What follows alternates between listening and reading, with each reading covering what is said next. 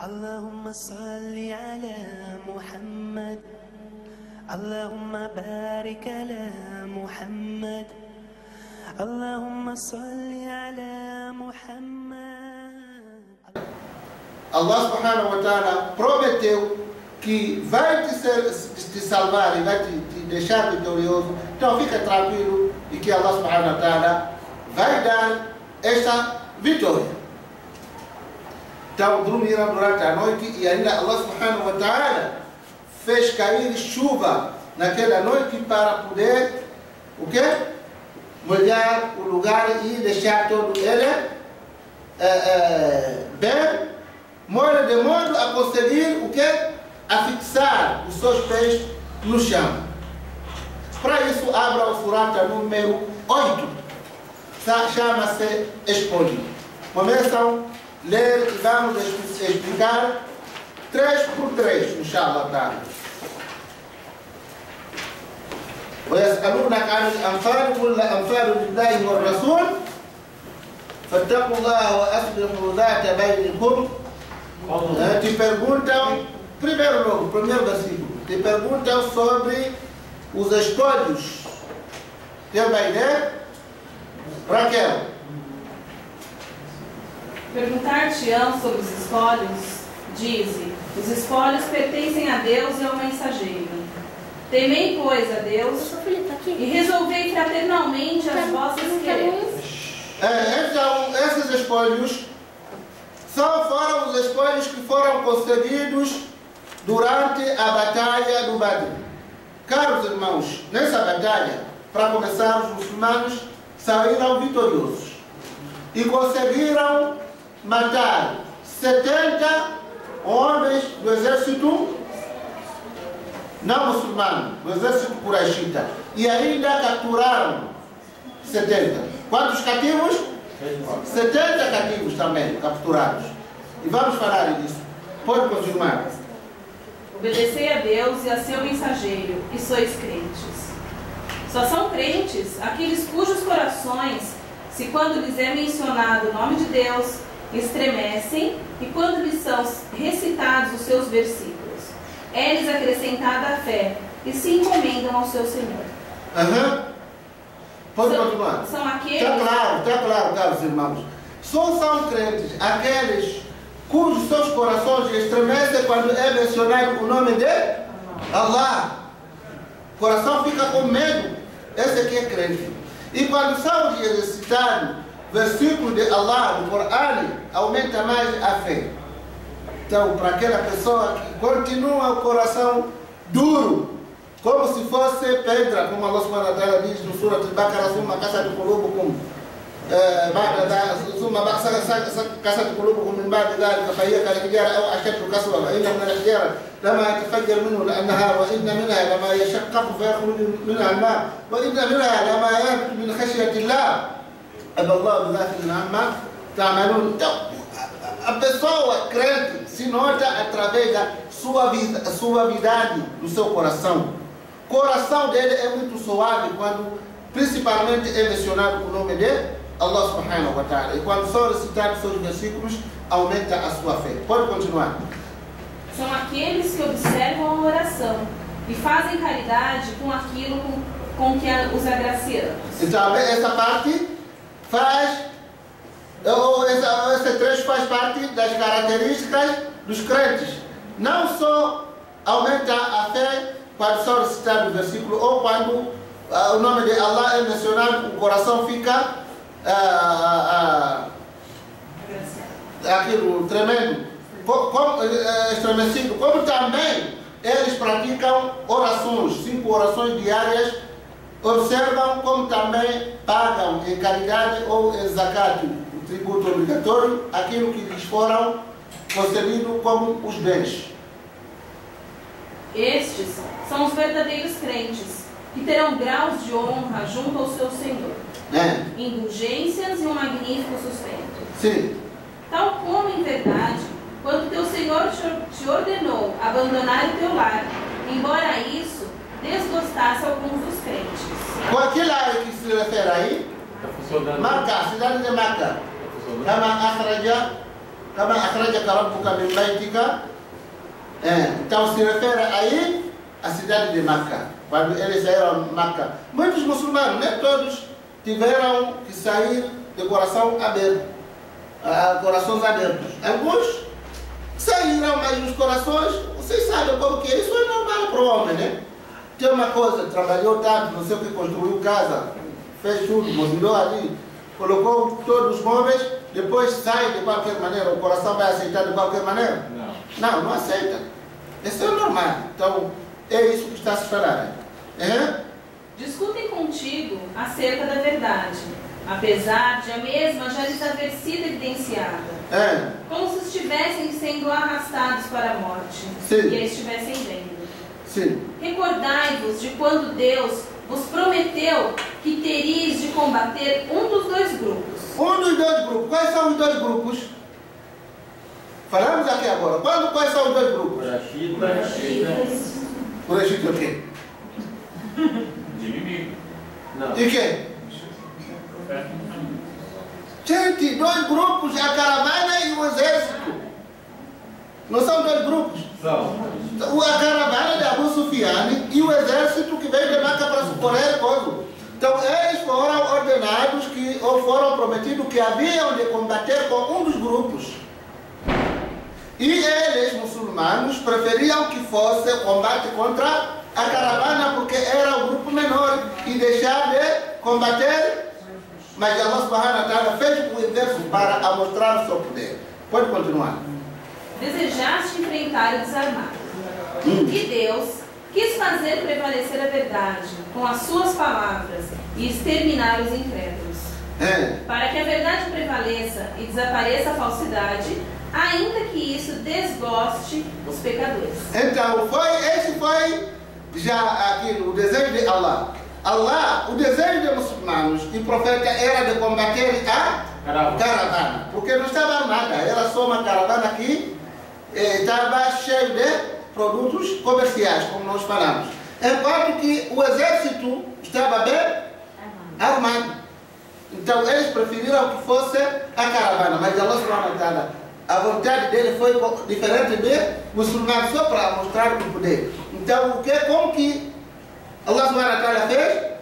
Fez com que Abu Sufyan desviasse da rota para tomar uma rota que dava acesso à costa, zona costeira do Mar Vermelho, e deixar os Quraishitas que prometeram que vinham no Badr para abater os animais, beber, dançar com as mulheres, para tudo isso a mostrar aos árabes que se tratava de uma potência ameaçadora. Vamos. E de quando implorastes o socorro do vosso Senhor, e ele vos atendeu, dizendo: reforçai-vos-ei com 1000 anjos, que vos chegarão paulatinamente. Então, nós falamos que durante a noite o profeta, o que ele fez? Fez uma súplica. Fez várias súplicas pedindo a Allah subhanahu wa ta'ala. Uma das súplicas ele falou que, Allah, se deixa esse grupo pequeno que está comigo a ser derrotado, é porque ninguém vai adorar mais você aqui na face da terra. Então Allah subhanahu wa ta'ala respondeu e prometeu ao profeta Muhammad sallallahu alaihi wasallam que havia de mandar 1000 anjos que viriam paulatinamente, conforme as necessidades. Então, como se não bastasse, quando o profeta sallallahu alaihi wasallam dormiu, viu em sonho, como também quando acordaram de manhã, quando o grupo de muçulmanos olhasse para o grupo do exército kafir, via que é um número muito menor. Parecia um número muito menor. E vice-versa, quando eles olhassem muçulmanos, viam também que era um grupo muito menor. Tudo isso para se encontrar, para se travar combate. Allah subhanahu wa ta'ala para mostrar que a vitória não depende de aquilo que eu chamo, a quantidade que o exército tem, mas sim a qualidade. Pode ser um exército muito menor e derrotar um exército muito maior, mas desde que esse tenha uma qualidade. Qual é a qualidade? Temor a Allah. E confiança em Allah subhanahu wa ta'ala. Não confiar no material. Como hoje acontece, por exemplo, Estados Unidos, a Grã-Bretanha, usa várias nações para invadir vários países. Com força e ainda material, sem confiança em Allah. O que acontece? Consegue alguma coisa? Não. Eles podem matar quem matar, mas quem sai a perder é o próprio Estados Unidos. Com seus aliados. Quantos milhões de dólares não foram gastos para implementar paz no Iraque? Conseguiram? Não. Quem perdeu? A crise financeira veio por causa de quê? Vocês não viram aquilo que eu chamo, até o dinheiro que era avaliado para se fazer as guerras naquelas regiões foi mais de 80% maior do que o previsto. Causa dos bilhões, cara. Até agora a América está envolvida ou mergulhada em dívida externa muito maior por causa disso. Então, qualidade aqui não é você confiar naquilo que você tem, mas a maior qualidade é você confiar que nós estamos com Allah subhanahu wa ta'ala. Temor a Allah. E depois a seguir o quê? Confiança nele. Depois é o que vem mais tarde. Pode falar. Pode continuar. Deus não vos fez senão com alvíssara e segurança para os vossos corações.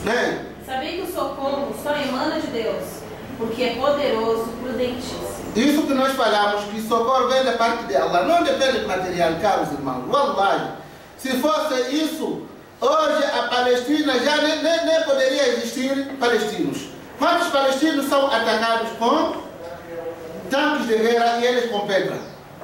E eles resistem. Por quê? Porque estão com Allah. A tropa inimiga está dependendo daquilo que ele depende, que é a força bélica. Enquanto que a força bélica nem é tudo para se confiar. Vamos continuar.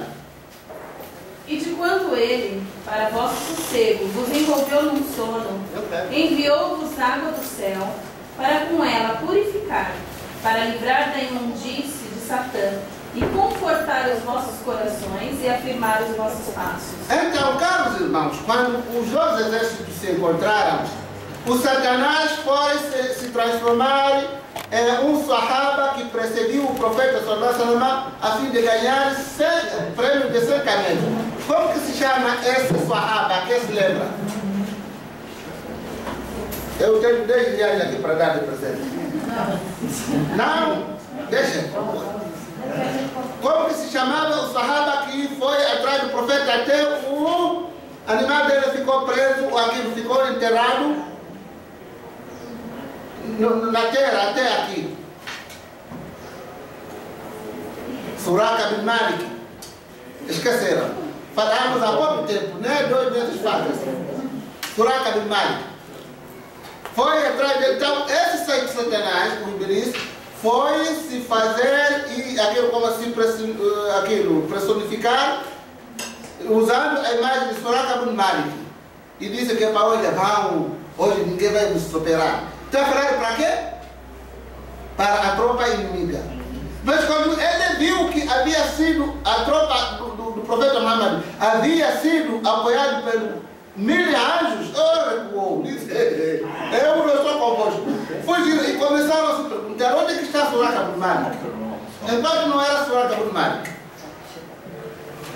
era o Satanás que se transformou. E nós falamos aqui várias vezes, embora que nós prometemos que vamos falar de mundo de gênios e Satanás, que ainda não falamos, mas eu lembro que várias vezes falei que o Satanás ou os gênios têm a capacidade de se transformar em qualquer coisa. Um animal, uma pessoa. A gente vê aqui na sala, vê o Ibrahim está aí à frente e pensamos que é Ibrahim, mas é o Dino. Eu sou de verdade, filho. É verdade.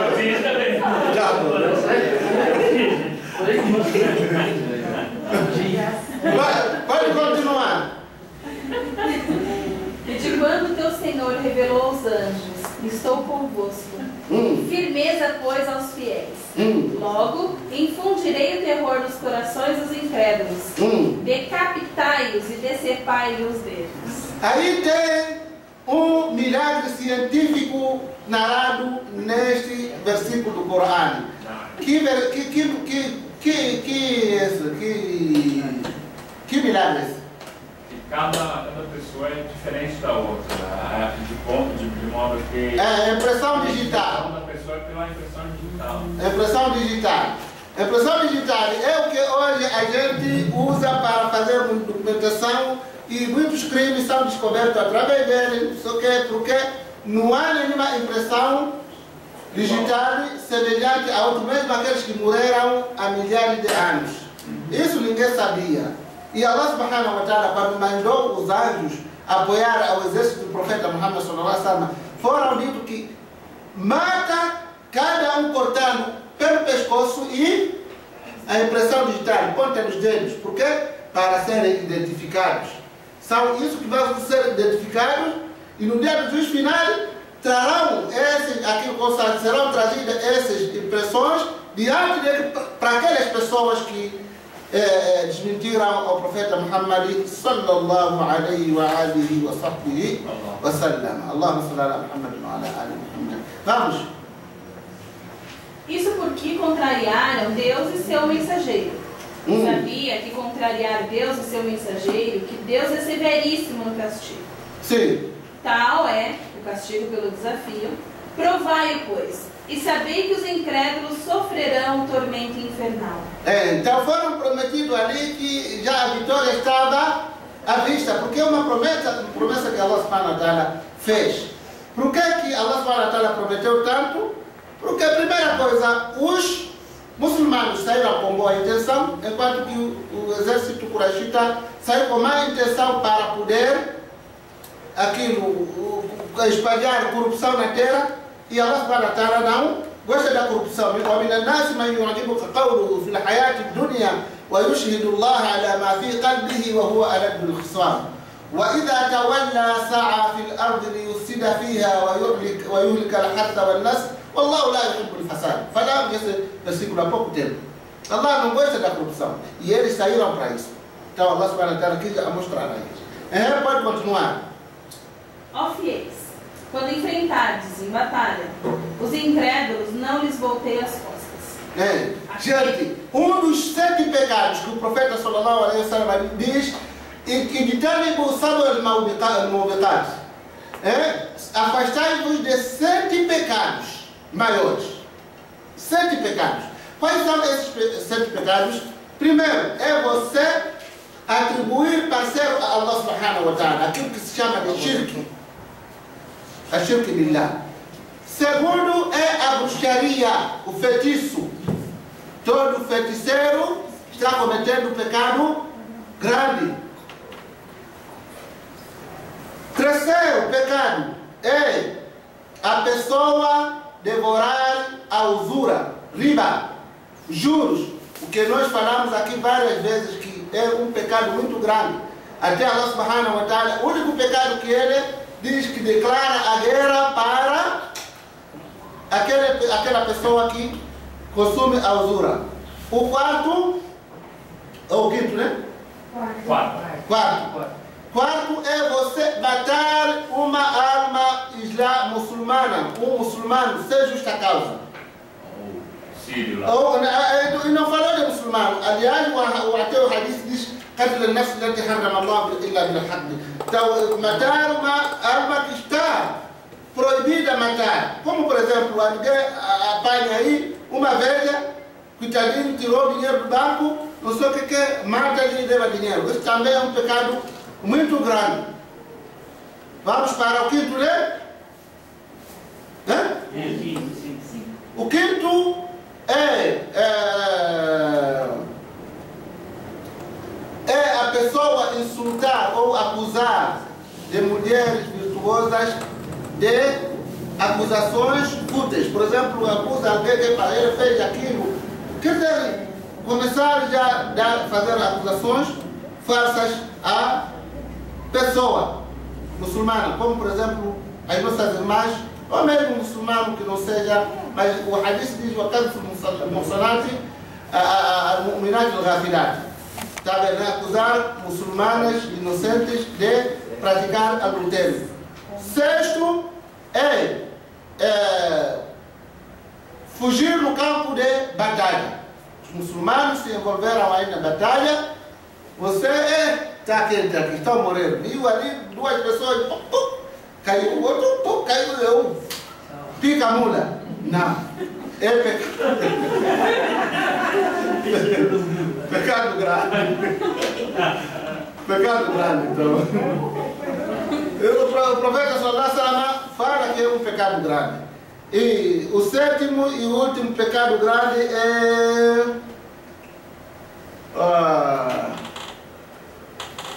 não estou me recordando, mas vou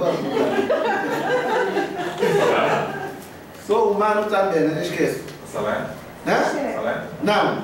Enquanto isso, repete primeiro o shirk, o que é? O shirk é você atribuir parceiro a Allah.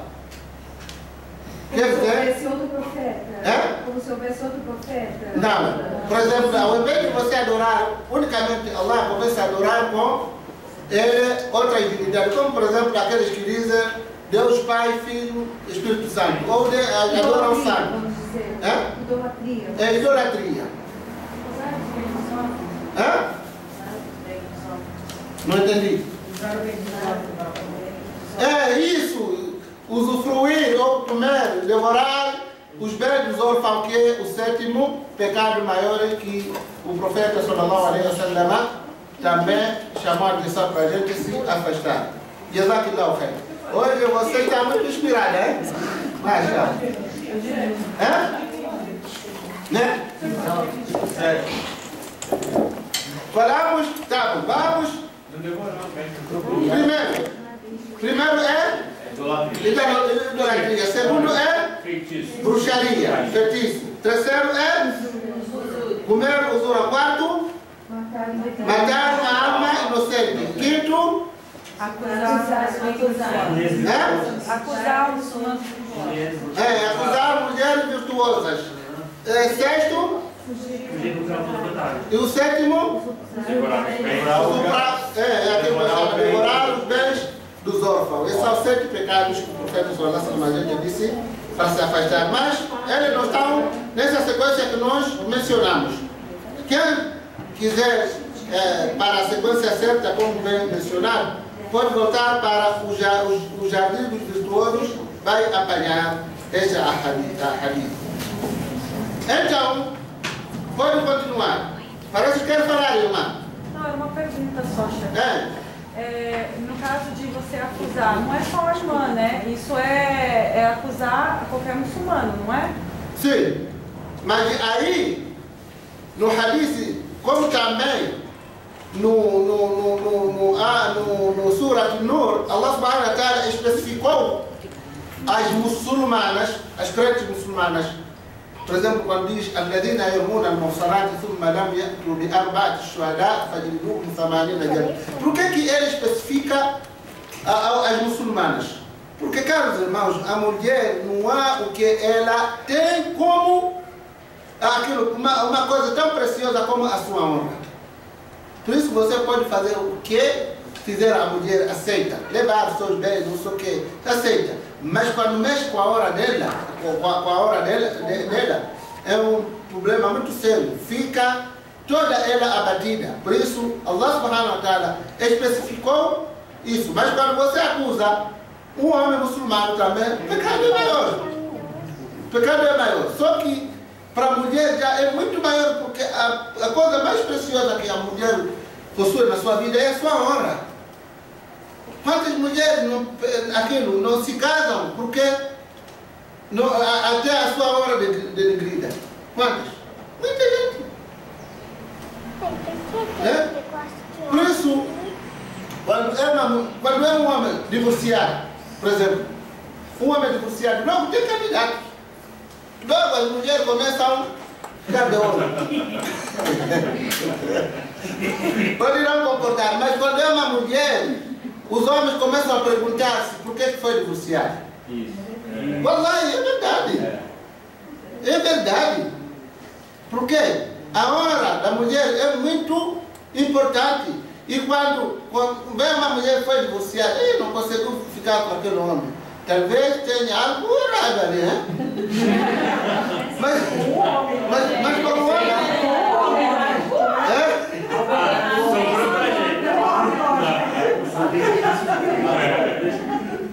Tá bom, não tem problema. Continua lendo. Continua lendo. Não consigo, fiquei sem palavras.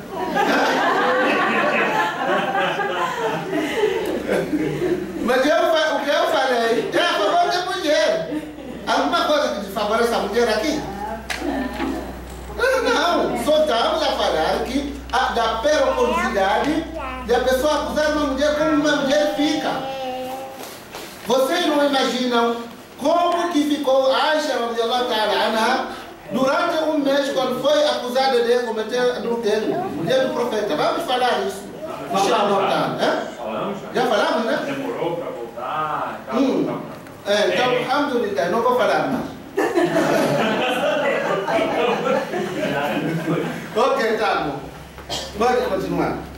Aquele que, nesse dia, lhes voltar as costas, a menos que seja por estratégia ou para reunir-se com outro grupo, incorrerá na abominação de Deus, e sua morada será um inferno.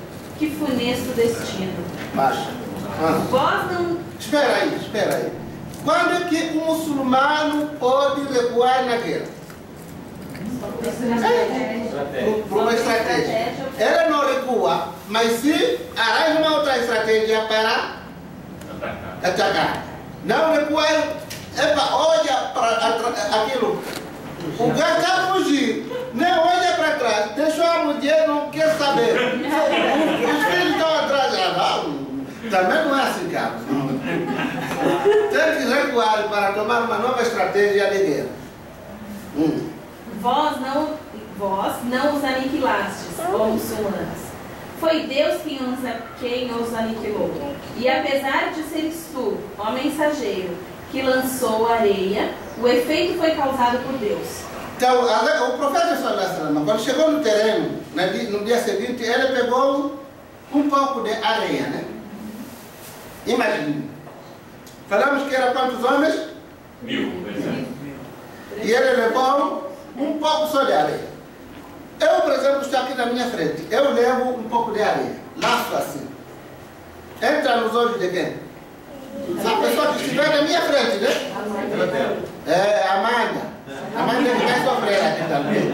E um pouco de área, nada, né? Se chegar até lá, senão eu sou na areia. Mas o profeta sallallahu alaihi wasallam, quando ele lançou aquela areia que ele levou, fez assim, não foi com força também, um pouco só. Atingiu todos, começaram a cada um. Entrou. Então, aí o versículo Allah subhanahu wa ta'ala diz assim: وَلَمْ تَقْتُلُوهُمْ أَوْ رَمَى. E não foste tu, vós que mataste aos inimigos, mas sim foi Allah subhanahu wa ta'ala que matou. E nem foi o profeta sallallahu alaihi wasallam quando lançou areia e atingiu nos olhos dele. Foi a ação dele, mas foi a ação de Allah. Quer dizer que aquilo foi milagre. Ele foi usado só para fazer aquilo. E nem aqueles inimigos que foram mortos no campo da batalha, não foram muçulmanos que mataram. Não foram muçulmanos que mataram. Tudo isso força de Allah subhanahu wa ta'ala. Continua. Ele o fez para se provar indulgente aos fiéis, porque é oniovinte e sapiente. Fê-lo para que saibais que Deus desbarata as conspirações dos incrédulos. Ó incrédulos, se imploráveis a vitória, eis a vitória que vos foi dada. Se desistirdes, será melhor para vós. Porém, se reincindirdes, voltaremos a vos combater, e de nada servirá o vosso exército, por numeroso que seja, porque Deus está com os fiéis. Ó fiéis, obedecei a Deus e a seu mensageiro, e não vos afastei dele enquanto o escutais, incrédita. E não sejais como aqueles que dizem, escutamos, quando na realidade não escutam. Aos olhos de Deus, os piores animais são os surdos e os mudos, que não raciocinam. Se Deus tivesse reconhecido neles alguma virtude, tê-los-ia feito ouvir. Se ele os tivesse feito ouvir, teriam renegado desdenhosamente, mesmo assim. Ó fiéis, atendei a Deus e ao mensageiro, quando eles vos convocar à salvação, e sabei que Deus intercede entre o homem e o seu coração, que sereis congregado ante ele. E previne-vos contra a intriga, a qual não atingirá apenas os iníquos dentre vós. Sabei que Deus é severíssimo no castigo. Allahumma salli ala Muhammad. Allahumma barik ala